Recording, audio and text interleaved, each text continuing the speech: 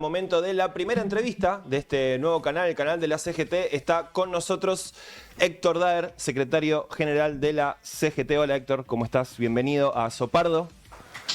El primer espacio de stream de la CGT. Bueno, primero que nada, saludo a todos y todas. Felicitarlos.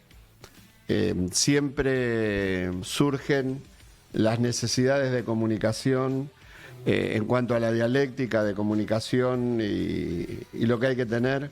Así que la verdad que es un paso importantísimo. Felicitar a todos ustedes que son quienes lo producen y a Jorge, que incansablemente siempre tiene esta idea de buscar el mejor mecanismo de comunicación con los trabajadores y con la sociedad en su conjunto. Así que gracias por la invitación. Gracias a vos por venir. Antes que nada, bueno, estamos en una semana, vamos a arrancar un poco con la actualidad, de ahí nos vamos a ir para la historia, vamos a nadar un poquito, aprovechando que tenemos un rato largo para conversar. Empecemos por la coyuntura. Estamos en una semana donde hay mucha conflictividad, venimos de semanas de mucha conflictividad, pareciera que van creciendo los conflictos de a poco, pero con cierta constancia. Y justo en estos días tuvimos la marcha de los científicos, la marcha de los jubilados nuevamente, instancias de represión, conflictos laborales que van apareciendo.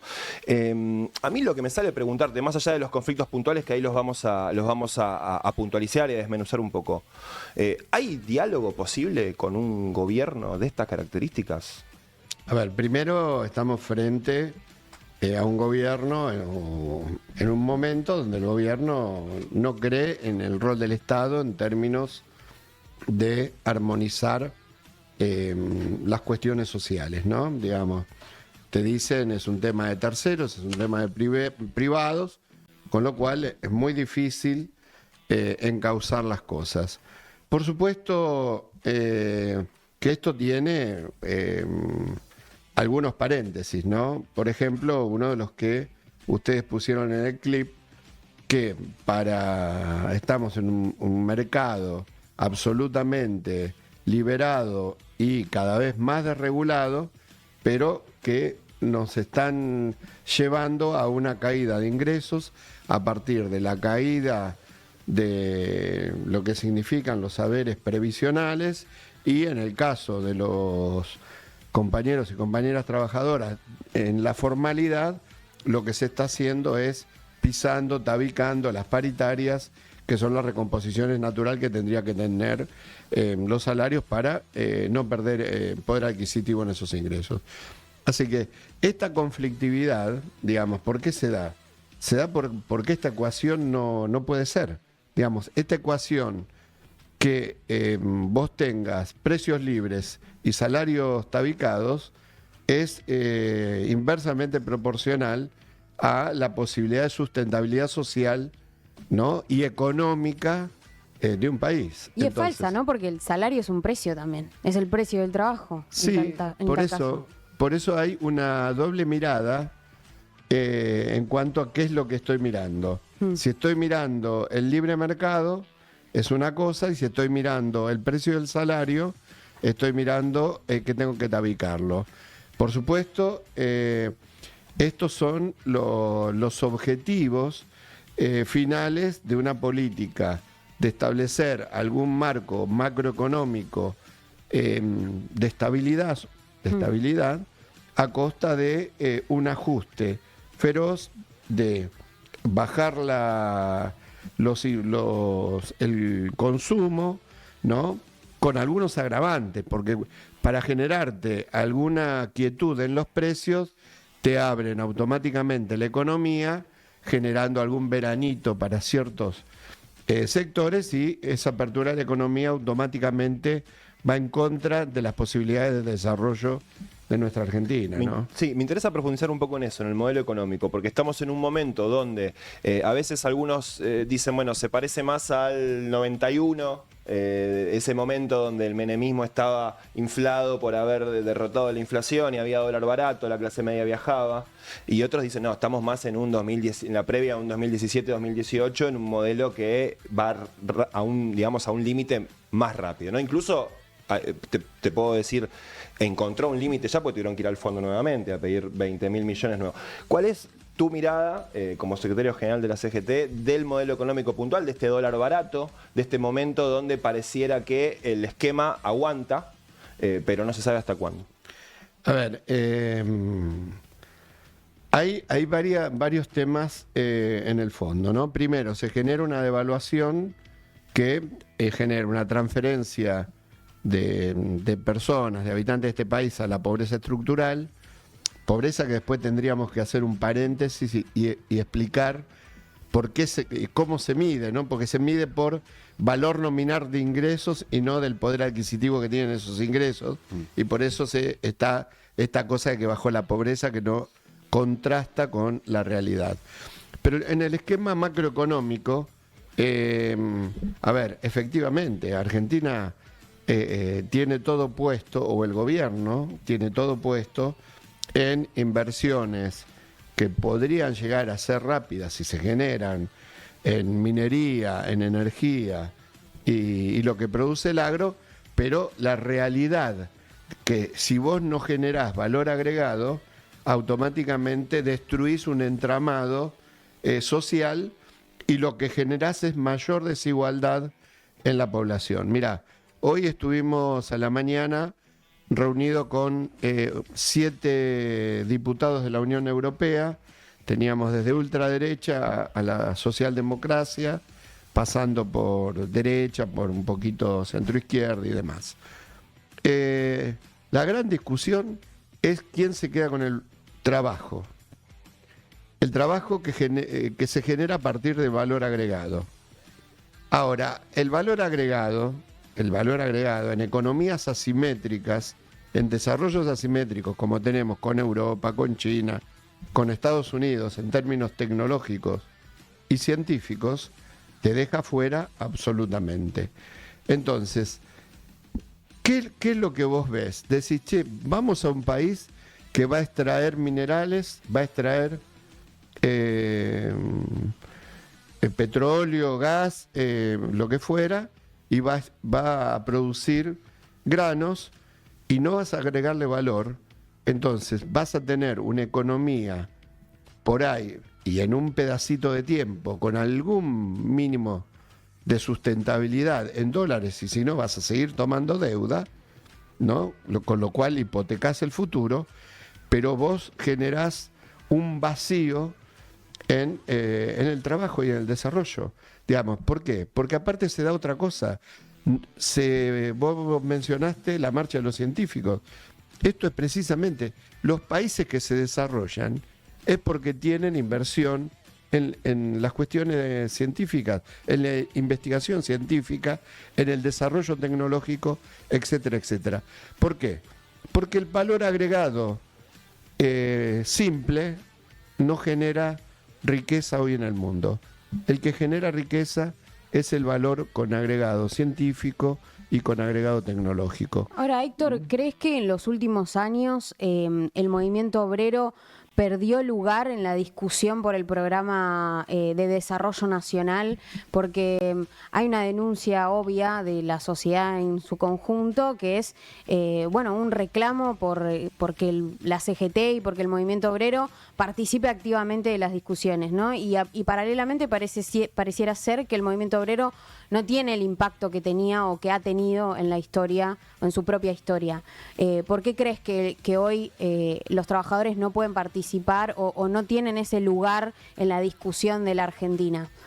Bueno, vamos a hacer un poquito el recorrido más largo. El 24 de marzo del 76, Argentina cambia un paradigma, ¿no? Dejamos de tener el paradigma de pleno empleo, que lo tenían radicales, peronistas, aún los gobiernos militares que habían estado con golpes de Estado anteriormente. El pleno empleo deja de ser un paradigma, ¿no? Entonces aparece una porción de la sociedad que el Estado la tenía que atender y el Estado la tenía que solventar, ¿no? Esto es lo que nos decían, ustedes son más jóvenes que yo, pero esto es lo que explicaba claramente Martínez de Oz cuando explicaba su teoría. A partir de ahí era un pedacito que tenían que sostener, y hoy es la informalidad es muy grande, es muy grande. ¿Y qué pasa también? Hay una transformación del trabajo. Hay una transformación del trabajo. Y a su vez, la política, desde cuando se hace del poder, empieza a desarrollar su propia acción política desde el Estado. Y si no, fijémonos lo que pasa hoy, ¿no? Digamos, no es solamente el gobierno anterior peronista, el gobierno de Macri, o el gobierno de Cristina, de Néstor, de Duhalde, etcétera, etcétera. Digamos, la acción política desde el Estado no corre a las representaciones genuinas que tiene la sociedad. Que por supuesto, la más importante es la representación de los trabajadores, claro. Pero, digamos, hay otras representaciones que también van perdiendo opinión en favor de miradas que cada vez se hicieron más antagónicas sobre el país y que impidieron muchas veces un camino claro, ¿no? Y ahí yo tengo una pregunta, Héctor.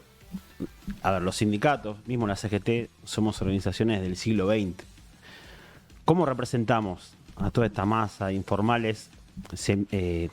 Están representados las organizaciones sociales, la UTEP, la CETEP, pero hay un mundo muy grande de compañeros trabajadores para los cuales que están muy lejos de nosotros. ¿Cómo nos acercamos?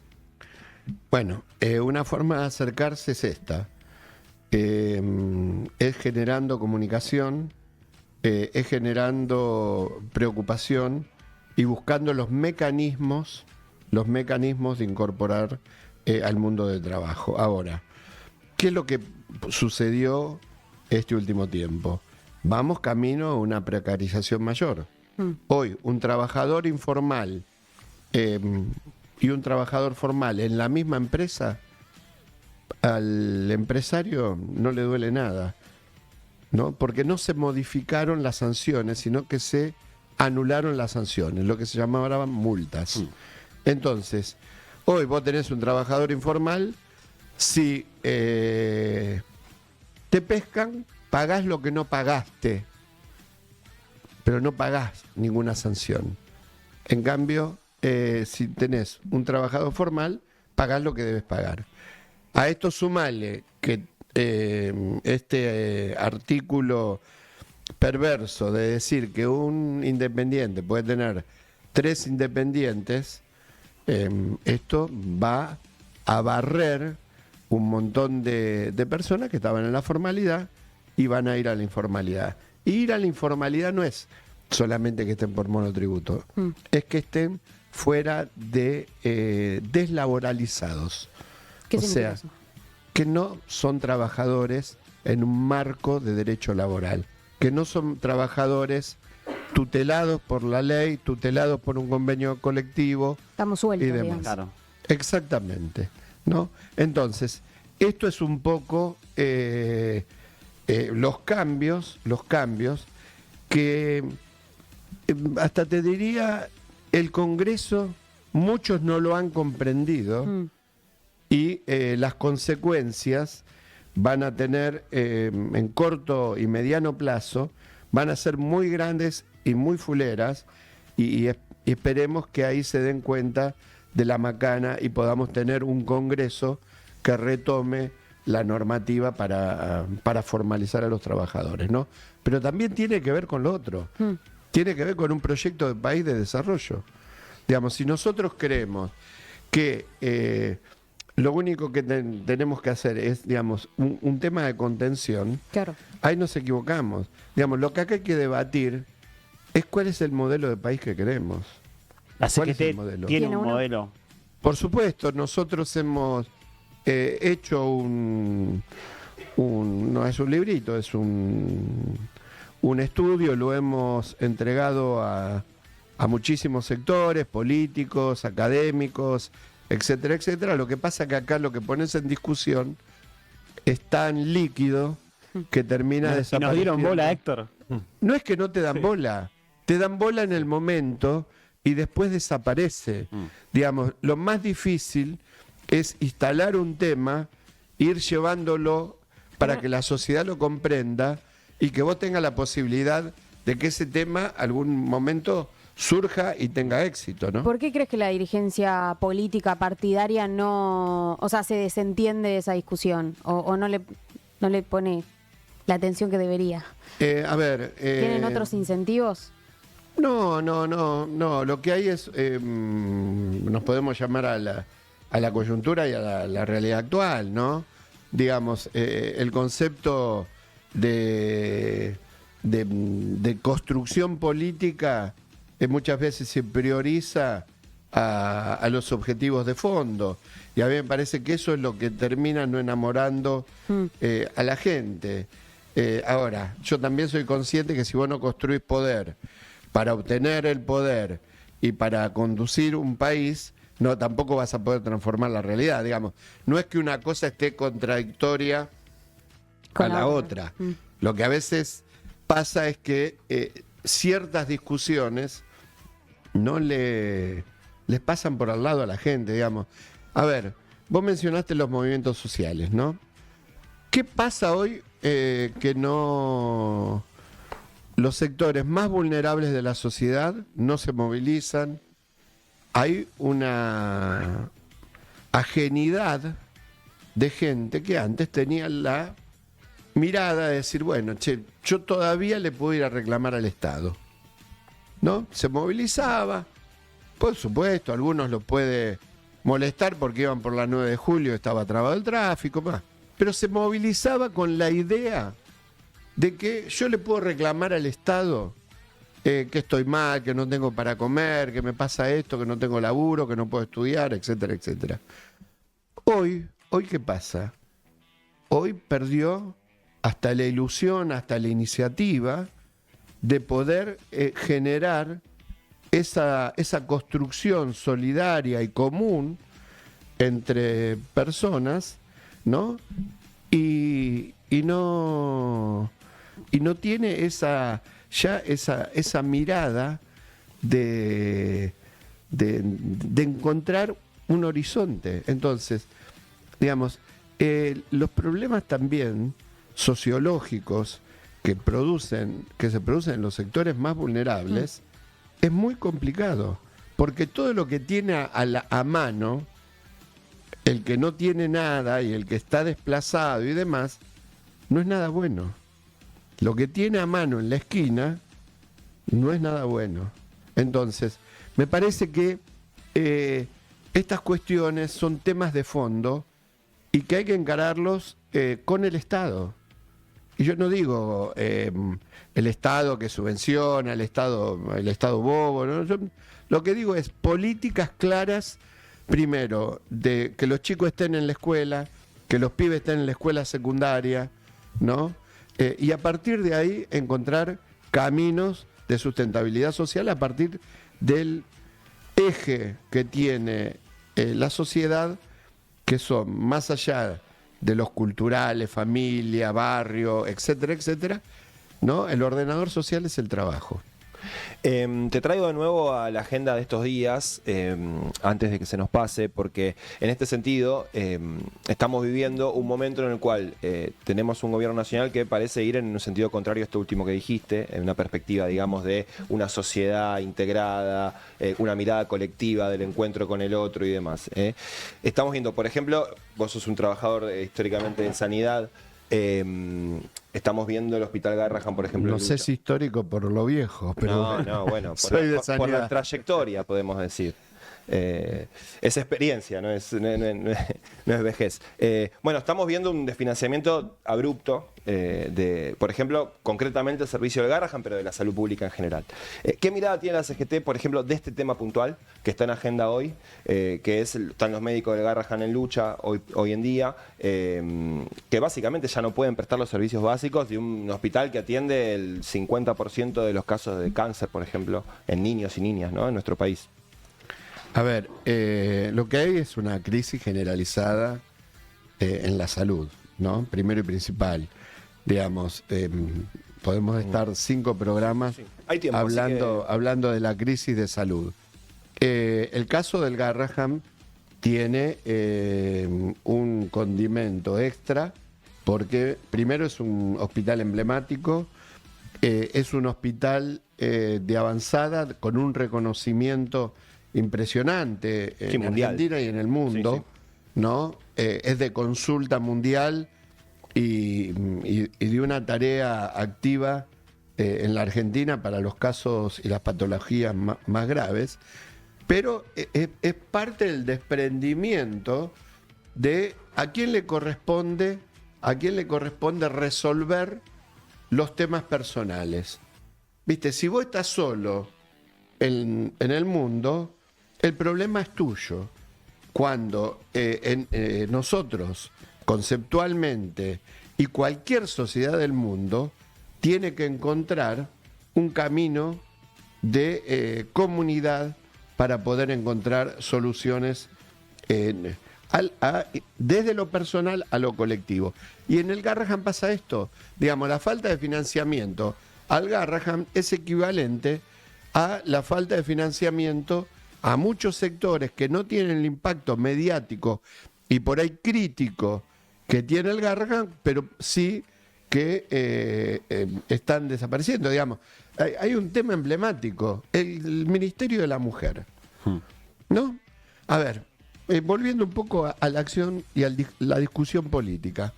Cuando vos decís, che, cerraron el Ministerio de la Mujer, el problema era Y no pasó nada.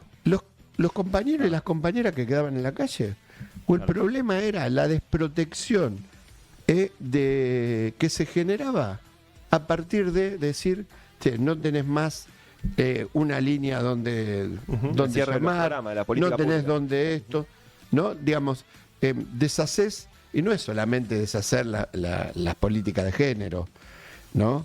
Es deshacer todo, ¿viste? Y acá es donde se equivoca la discusión también.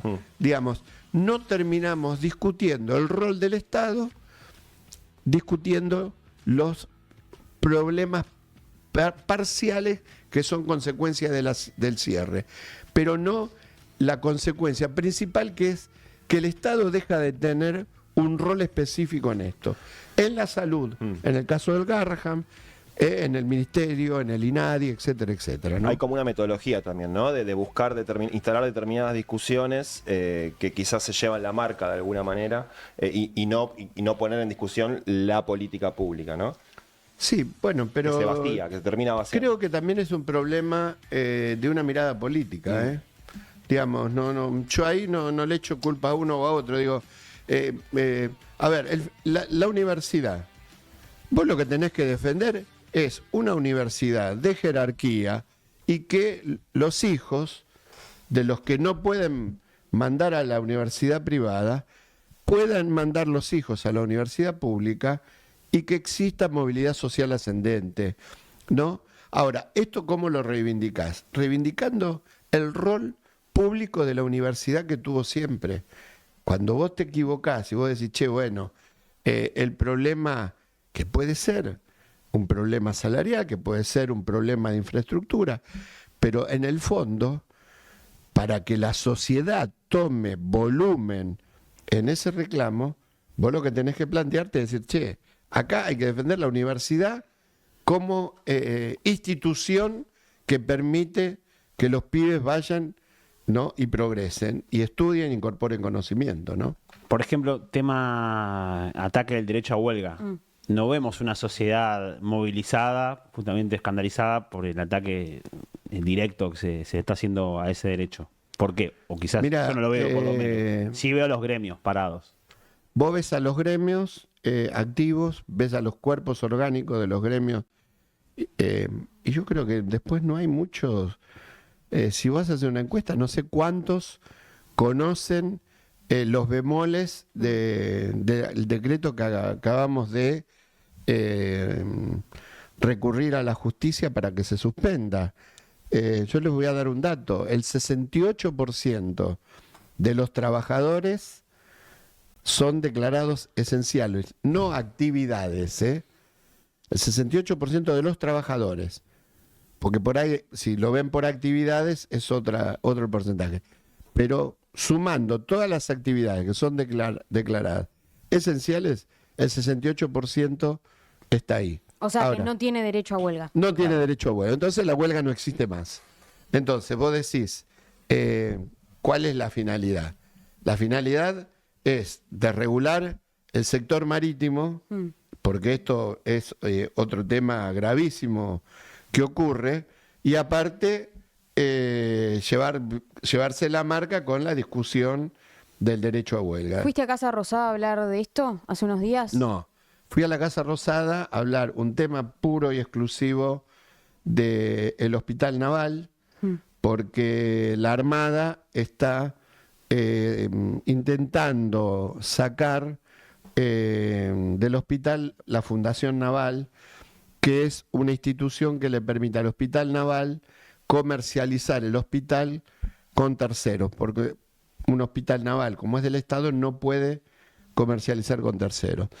Esa fundación tiene nada más ni nada menos que 560 compañeros que representamos con mi gremio. Fuimos a hablar con la Armada nos dijo que seguía adelante con el tema, no comprendieron la situación social, ni lo que significa que, para que tengan una idea, dentro de esos 560 hay 270 enfermeros, con lo cual el hospital no funciona más, y aparte esa fundación tiene 700 médicos contratados, con lo cual deja de funcionar el hospital. Y el que me convocó fue el jefe de gabinete a una reunión con el ministro de Defensa y con el almirante que es del Estado Mayor de la Armada, hablar puntualmente este tema. Por supuesto, con esa mesa no hay nada para hablar más que el tema específico. Lo que sucedió fue que cuando salí, todos los periodistas venían de la conferencia de prensa que había hablado Caputo, bueno, y ahí hablé con todos y les comenté el tema de la apelación al decreto 370, les comenté un poco este tema, pero a ver, No hay negociación posible, digamos, con el no es gobierno. que no hay No negociación, se puede hablar. no hay, a ver, ¿Cómo está el diálogo hoy de la CGT y el gobierno? bueno, ¿En qué situación este está? es un tema recurrente con el periodismo, ¿no? ¿Hay diálogo o no hay diálogo? ¿Qué significa dialogar? Significa sentarnos y decir, che, bueno, ¿cuál es un plan de empleo para resolver todos los compañeros que perdieron el empleo? ¿Cuál es la potencialidad que vamos a darle a tal sector para que tome 50.000 puestos de trabajo más? ¿Cuál puede ser el plan de desarrollo de los trabajadores? Bueno, no le interesa nada. Claro. Entonces no hay diálogo. Hay que comprender. A ver. Se notifican cosas, pero O sea, no se sientan a discutir. No, vos te enterás por el boletín oficial. No, ni siquiera. Claro. Entonces, hay que comprender que este es un gobierno que cree que es un problema de los demás todo. Entonces, vos no podés construir una política hacia futuro, pues no le interesa, pero digamos, no es ni bueno ni malo, es lo que piensan. Es lo que es. Todo. ¿Me entendés? Es lo que piensan y actúan con honestidad intelectual haciendo lo que piensan. ¿Viste? Cuando te dicen, somos lo que mayor ajuste hicimos y más rápido ajuste hicimos, y vos decís, che, en cualquier momento de la Argentina, decir eso era terrible. Y hoy parecería de que la naturalidad y la justificación que se da y la nave va, ¿no? Después las consecuencias las ves, ¿no? ¿Por qué? Porque la gente consume menos carne, la gente consume menos leche, ¿no? La gente siente que no llega a fin de mes, las paritarias te las quieren pisar en el 1%, digamos. Entonces, todo esto después se siente. ¿no? Todo esto después se siente. Héctor, vos, perdona, pasa No, que le justo... iba a decir que hay más consumo de celulares, de electrónicos, ¿no? Sube el consumo, eso es un dato también de los últimos meses, sube el consumo de, por ejemplo, teléfonos celulares y baja el consumo de los supermercados abruptamente. Tenemos esa realidad en el Porque mundo. eso se vende en crédito. Se vende a crédito. Claro, la gente está usando la tarjeta para... Eso se vende a para crédito. No, inclusive vos te deben llegar promociones a miles diciendo créditos sin interés, etcétera, etcétera. Ahora te dicen vas a poder sacar crédito en dólares sin tasa Sí. de interés, digamos. El problema es que todo es circular. Sí, el empresariado también en un punto le sirve este esquema. A ver, Porque van a empezar a decir en algún momento, che, vamos a dar aumento, porque si no... Si no, nadie compra nada. Claro. Bueno, Claro. pero es heterogéneo el tema. Hmm. Digamos, hay un cierto sector del empresariado que primero vive del mercado interno, ¿no? Que es alrededor del 75% del movimiento económico de nuestra Argentina, y hay otros que creen que tenemos que bajar todo. ¿Y por dónde arrancamos? Tenemos que bajar derechos laborales, tenemos que bajar salarios, tenemos que bajar esto para ser competitivos en el mundo. La Ahora. tarea de Sturzenegger, digamos. Bueno, pero ¿cuál es la competitividad que buscan? Te dice, bueno, che, si este vaso lo vendía China a Estados Unidos, ahora se lo vamos a vender nosotros. Ah, sí. ¿Y cómo hacemos para vender esto con un costo inferior al que le vendan los chinos? ¿No? Es imposible. No tenemos escala, no tenemos... Y no estamos resignados a laburar por un plato de arroz. Esto hay que decirlo claramente. Los trabajadores y las trabajadoras argentinas no van a resignar trabajar por un plato de arroz. Entonces, esto claramente tiene que tener en los sectores del empresariado algo que genere también una referencia, es decir, nosotros no aspiremos a ir por abajo de los costos, porque aparte China tiene un mundo hacia adentro y después hacia afuera comercializa de otra manera. Claro. ¿No? Esto lo tienen muchísimos años de historia, ¿no? Digamos, le dieron a los ingleses en parte de su historia la comercialización con el mundo y ellos mantenían una economía con un mundo para adentro, ¿no? Héctor, sos secretario general de la CGT desde el 2017. Hace mucho. Hace mucho. Había, digamos, te tocó encabezar, formar parte de lo que era el diálogo natural que tiene la CGT con cualquier gobierno, entre ellos con el macrismo, digamos. ¿Es comparable? ¿No es comparable? No, no es ¿Se comparable. puede hacer paralelismo? No. A ver, hoy te sorprende que Macri pierda una elección, diga que todos estamos con el proyecto del gobierno y se vaya tome un avión y se vaya de vacaciones, ¿no?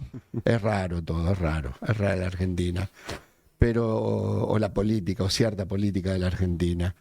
Pero, a ver, el macrismo intentó hablar con alguien, por supuesto, con objetivos parecidos, con postas parecidas, pero creía en el funcionamiento de las instituciones. Digamos, este gobierno subió o ganó las elecciones y se desarrolló bastardeando las instituciones, por eso no les interesa, ¿no? No es lo mismo, más allá de que no sean por ahí los mismos objetivos, ¿eh? Hay una idea de como que esto es el original, ¿no? Que la versión o la versión más descarnada, pero en última instancia Macri estaba como limitado por sus aliados, por respetar la cuestión institucional y que el modelo es similar, pero que el estilo es más transparente, el de Milei. ¿Compartís esa mirada? ¿O? No, pero por eso lo digo, digamos, tiene honestidad intelectual Milei. Hace lo que piensa y dice lo que piensa. Ujú. Digamos, no es que te está ahí buscando, Sí. y si suma al macrismo porque se lo lleva puesto, y si suma a algunos radicales porque se lo lleva puesto. ¿no? Porque algunos están pensando más en dónde se ubican en el damero político que en ver cómo desarrollan principios, ¿no? Bueno, ya que estamos en la política hay que hablar del peronismo un poquito, ¿no? ¿Cómo lo estás viendo? Hay una discusión abierta en la provincia de Buenos Aires, a nivel nacional, están los peronismos de distintos tipos, de las provincias, hubo discusión en el Partido Justicialista, hay discusiones abiertas en torno a cómo tiene que encarar el proceso electoral de este año. ¿Cómo lo ves vos? A ver, primero que nada, digamos, no creo que haya múltiples peronismos. Lo que hay que construir es nuevamente un esquema de movimiento donde si no hay una centralidad de liderazgo, hay que buscar un liderazgo un poco más colectivo, un poco más horizontal, donde estén todos. Lo que hay que hacer es empezar a atar los hilos, ¿no? A ver, te doy un ejemplo. Todo el norte es peronista. Está todo fuera del partido, ¿no? Digamos, toda la Patagonia, supuestamente, con más, con menos, vienen de ahí. Sí. Bueno, están todos afuera, ¿no? Entonces, ¿vos qué es lo que tenés que hacer? Digamos, tenés que empezar a atar hilos, tenés que construir, y tenés que empezar a no hacer una confederación de partidos provinciales, sino empezar a plantearte un proyecto de nación, un proyecto federal, un proyecto de país con alguna perspectiva futuro. Y en cuanto a la provincia de Buenos Aires, yo creo que está tensionado todo. A mí las tensiones no soy un tipo que me niego. ¿No te asustan? Digamos. No, ni me asustan, y aparte tampoco, viste, esto de la unidad, Sí. viste, la unidad, y después te llevan como chico para el colegio, tampoco sirve. No, pero también hay como un dramatismo, Pero, ¿no? Respecto a esa discusión, bueno. como si fuera una tragedia. Yo comparto, a mí me A ver, parece que es no un estamos en el proceso mejor momento natural. para estar tensionados. Sin duda. Creo que hay que encontrar el punto de la unidad, esto está claro. Ahora, la unidad hay que construirla y no hay que vengan a mí para la unidad o vayan allá para la unidad. No, me parece que esto es una construcción. No tiene que doler, digamos. Porque estaba esa frase, ¿no? Como instalada. ¿Sabes qué? Para nosotros, para los dirigentes sindicales que representamos trabajadores y que esos trabajadores tienen intereses, nosotros tenemos que ganar el gobierno. ¿Viste? Tenemos que ganar el gobierno. Digamos, los principios valen cuando vos los podés ejercer. Sí, Si no sos testimonial. Y el movimiento obrero y el peronismo no debe ser testimonial, sino debe ser protagonista, de el cambio. Héctor, tengo una última pregunta. En el acuerdo con el Fondo Monetario Internacional se plantea la necesidad de una reforma laboral, siempre es como el caballito de batalla de cualquier gobierno antipopular. Preguntarte si ves al movimiento obrero preparado para una discusión que plantee una reforma laboral beneficiosa para los trabajadores, porque hablaste necesariamente el mercado laboral se ha transformado, hay un 60% de trabajadores en la informalidad. Es necesario modificar el trabajo en la Argentina, o por lo menos el derecho laboral en la Argentina, pero preguntarte si crees que estamos preparados para ver esa discusión o, bueno, va a avanzar el programa del Fondo Monetario en esa clave. ¿Cómo dar esa discusión? Creo que hay un tema que va a venir previo, que es la reforma previsional, que todavía nadie sabe por dónde va a ir, pero me parece que es el tema previo. Con respecto a lo laboral, hay temas que son claros. Vos tenés la uberización de un sector de la economía en términos laborales que tenés que buscarle salida. Hay que buscarle salida. Ahora, cuando uno dice, ¿me siento o no me siento a una reforma laboral? Lo que hay que tener el cuidado de que no te sientes en un lugar donde la reforma sea pérdida de derechos. Entonces, ¿qué hay que encontrarle salida a todo el sector uberizado de los trabajadores? Hay que encontrarle salida. El otro día, en AmCham, Tetaz dice, vamos a ir a un banco de trabajo, dice, y que puedan trabajar 12 horas, 4 días a la semana. Argentina es el único país del mundo, o uno de los pocos países del mundo, que tiene una jornada laboral de 48 horas.